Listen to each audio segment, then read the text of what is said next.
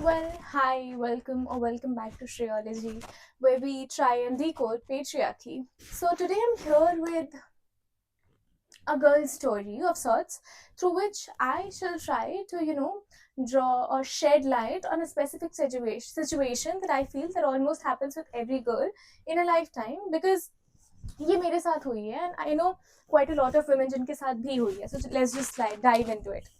There was a girl, quiet, careful, and kind. The kind who measured her words before speaking, whose no came out soft, as if she had been taught over years that refusal should not take up too much space. And then there was a boy who was confident, certain, never taught to doubt himself once in his lifetime. He carried a belief so deep which he mistook for truth. So one day he proposed to that girl, loudly, publicly, like a scene written for applause, and she clearly said no. But the story doesn't end here because he had been raised on stories like Ranjana, you know, जहाँ पे relentless pursuit of love is exactly what love is, where he had known that how Kabir Singh had glorified obsession as passion, where he was, he had watched The Notebook and had sort of framed pressure as romance, and watching How I Met Your Mother is what had taught him कि manipulation is what looks charming. So when she said no, he translated it into not yet, or she's shy, or she will come around eventually. He did exactly what the world had taught him. He persisted. He told his friends about it, he laughed about it, turned her refusal into a narrative that could be rewritten, and slowly that narrative reached her through jokes, through whispers, through pressure, until one day when it wasn't just his voice saying your no isn't real, but it was hers too. And that's how conditioning exactly works. It doesn't shout out loud, it just settles in you. It seeps in until even your boundaries feel like an overreaction to you yourselves. And then begins a war inside her mind. If I say no, will he get angry? Will I embarrass him? Will I make things worse for myself?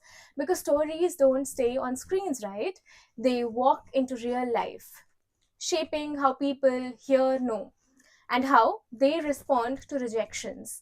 And in this cruel world, rejection from a girl is not always met with respect. It meets sometimes with violence, humiliation. I mean, what is acid attack? What is honor killing, if not this?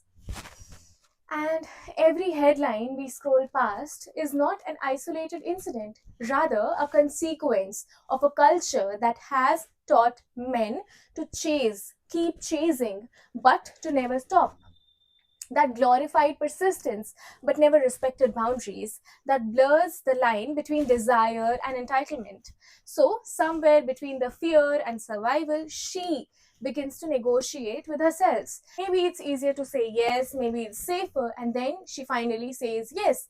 It's not freedom, but fear repackaged. Because the same world that ignored her no now clinges to her yes, saying, you agreed. How can you refuse now?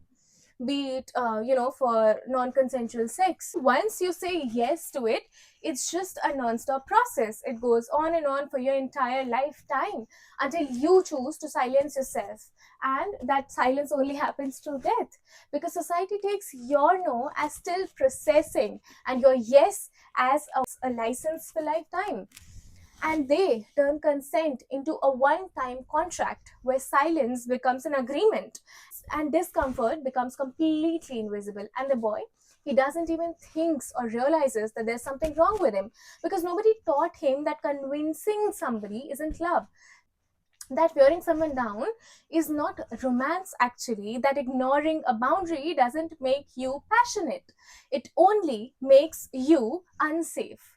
And this is the confusion we have created, a world where men are taught to pursue endlessly and women are taught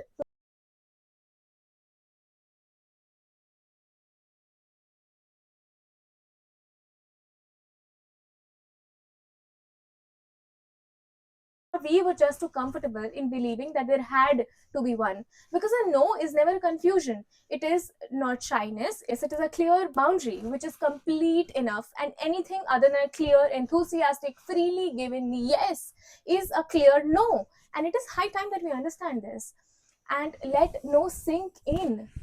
Because let's just stop getting, that so-called divine male ego offended.